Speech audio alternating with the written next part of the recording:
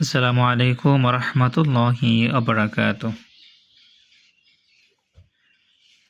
নাহমাদুহু ওয়া নুসাল্লি আলা রাসূলিহিল কারীম, আম্মা বা'দ, ফাউযু বিল্লাহি মিনাশ শাইতানির রাজীম। বিসমিল্লাহির রহমানির রহিম। কবরের আযাব থেকে নাজাত পাওয়ার একটি আমল বলে দিচ্ছি, যে আমলটি করলে ইনশাআল্লাহ আল্লাহ পাক রব্বুল আলামিন তার নামের উসিলা করে কবরের আযাব থেকে আপনাকে মুক্তি দান করবেন ইনশাআল্লাহ।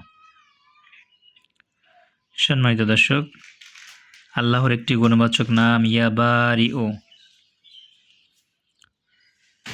যার অর্থ হচ্ছে হে সৃজন শক্তিমান, হে সৃজন শক্তিমান।